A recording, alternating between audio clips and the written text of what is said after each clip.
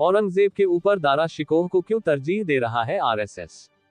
राष्ट्रीय स्वयंसेवक संघ आरएसएस ने मुगल बादशाह औरंगजेब पर विवाद को एक नया आयाम देते हुए सवाल उठाया है कि उसके भाई दारा शिकोह को आदर्श क्यों बनाया जा सकता है, जिसकी उन्होंने हत्या की थी। आरएसएस के सरकार्यवाह दत्तात्रेय होसबाले ने संगठन के इस रुख को उचित ठहराया कि औरंगजेब आज प्रासंगिक क्यों नहीं है, और दारा शिकोह की जगह औरंगजेब को दिए गए अनुचित प्रतिष्ठित दर्जे पर सवाल उठाया।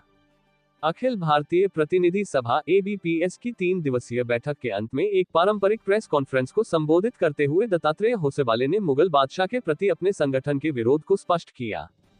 होसबाले ने सवाल उठाया, भारत में मुद्दा यह है कि क्या एक ऐसे व्यक्ति को आइकॉन आदर्श बनाया जाना चाहिए जो भारत के लोकाचार के खिलाफ यानी औरंगजेब गया, या फिर हमें उन लोगों को आइकॉन यानी दारा शिकोह बनाना चाहिए जो यहाँ पैदा हुए हैं और जो भारत की प्रकृति के साथ चले।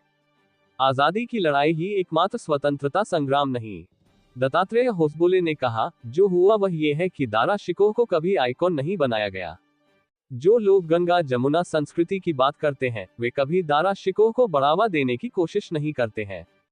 सम्राट शाहजहां के उत्तराधिकारी दारा शिकोह को उदारवादी माना जाता है, जबकि उनके भाई औरंगजेब के बारे में कहा जाता है कि उनका झुकाव सैन्य रणनीतियों की ओर अधिक था।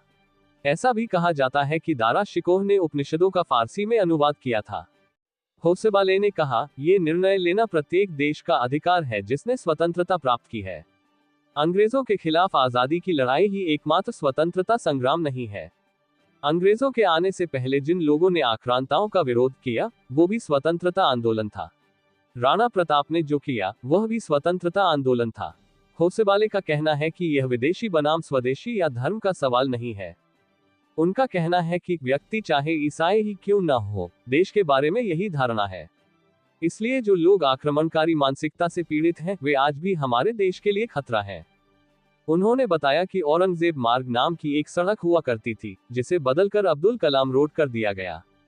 दारा शिकोह कौन थे? दारा शिकोह औरंगजेब के बड़े भाई थे जो अपने दादा अकबर की तरह ही विद्वान थे और शाहजहां के पसंदीदा बेटे थे।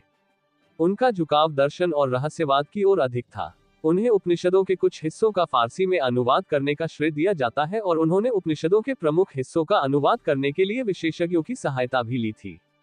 वे एक सूफी विचारक थे जिन्होंने सूफीवाद को वेदांत दर्शन से जोड़ा था। अनिरुद्ध कनिसेट्टी जैसे इतिहासकारों ने भी लिखा है कि अगर औरंगजेब ने अपने बड़े भाई को युद्ध में नहीं मारा होता जब उनके पिता मृत्युशैया पर थे, तो भारतीय उपमहाद्वीप आज की तुलना में अलग होता। ये पूछे जाने पर कि जब कुछ लोगों को औरंगजेब की औलाद कहा जाता है तो समाज में सामंजस्य कैसे हो सकता है, इस पर दत्तात्रेय होसबाले ने कहा, ऐसी भावनाओं से ऊपर उठने के लिए हमें सामंजस्यपूर्ण समाज की स्थापना करनी होगी। हम अपनी सांस्कृतिक विरासत और अपने सिद्धांतों से प्रेरणा लेते हैं जिन्हें रविंद्रनाथ टैगोर, बंकिम चंद्र चटर्जी और महात्मा गांधी के राम राज्य ने प्रतिपादित किया है। आगे उन्होंने कहा, अगर कोई आक्रमणकारी से प्रेरणा लेने की कोशिश कर रहा है और अगर कोई विकृत कहानी पेश करना चाहता है तो हमें उनके दिमाग से उपनिवेशवाद को खत्म करने की जरूरत है। बीजेपी पर क्या कहा? भाजपा के 11 साल के शासन में सरकार के प्रदर्शन को आरएसएस कैसे देखता है और सरकार को अब किन क्षेत्रों पर ध्यान केंद्रित करना चाहिए? इस सवाल के जवाब में दत्तात्रेय होसबाले ने कहा, आरएसएस और देश अलग नहीं है। हम सरकार को यह नहीं बताएंगे कि उसे क्या करना चाहिए और क्या नहीं करना चाहिए। आरएसएस से प्रेरणा लेने वाले प्रमुख संगठन हैं जो सरकार से संवाद करेंगे। जरूरत पड़ने पर कुछ व्यवस्था है जो अपना काम करेगी। लोगों को अपनी राय व्यक्त करने का अवसर मिलता है। इस साल आरएसएस 100 साल का हो गया है। ऐसे में ये संगठन अपने प्रदर्शन को किस मापदंड से मापेगा? इस पर संघ के सरकार्यवाह का जवाब था, यह अकादमिक चर्चा का विषय है। हमारे पास प्रदर्शन को आंकने के लिए कोई मापदंड नहीं है। राम मंदिर का निर्माण आरएसएस की उपलब्धि नहीं बल्कि लोगों की उपलब्धि है। इसने भारतीय पहचान को फिर से स्थापित करने में मदद की।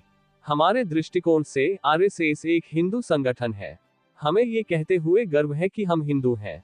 यह एक सांस्कृतिक, आध्यात्मिक और सभ्यतागत अभिव्यक्ति है। ये धर्म के बारे में नहीं है।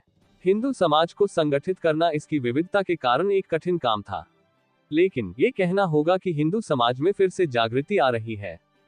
उन्होंने माना कि आंतरिक रूप से कई सुधार किए जाने की जरूरत है। वह बताते हैं, उदाहरण के लिए अस्पृश्यता और महिलाओं की समानता मानक के अनुरूप नहीं है। संघ का मानना है कि अंतर्जातीय विवाह अधिक होने चाहिए। इनके लिए शाखाओं के माध्यम से हर दिन संदेश दिया जाता है। बीजेपी का अगला अध्यक्ष कौन? आरएसएस खुद को एक गैर राजनीतिक सांस्कृतिक संगठन बताता है, लेकिन इसे राजनीतिक दल भारतीय जनता पार्टी बीजेपी के अभिभावक के रूप में देखा जाता है। दत्तात्रेय ने स्पष्ट किया कि आरएसएस अपने साथ जुड़े संगठनों के मामलों में हस्तक्षेप नहीं करता है। उन्होंने बीजेपी के नए राष्ट्रीय अध्यक्ष के चुनाव के मसले पर कहा, यह उन्हें बीजेपी तय करना है कि अध्यक्ष या पदाधिकारी कौन होंगे। वे निर्णय लेने के लिए पर्याप्त परिपक्व हैं।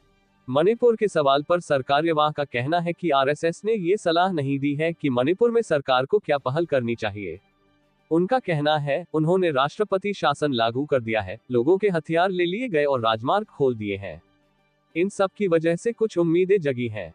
हम खुश हैं क्योंकि लोगों को लगता है कि वहां सरकार है। आरएसएस ने अपने शताब्दी वर्ष को मनाने के लिए विभिन्न कार्यक्रम तैयार किए हैं, जो इस साल 2 अक्टूबर को विजयादशमी के दिन शुरू हो रहा है।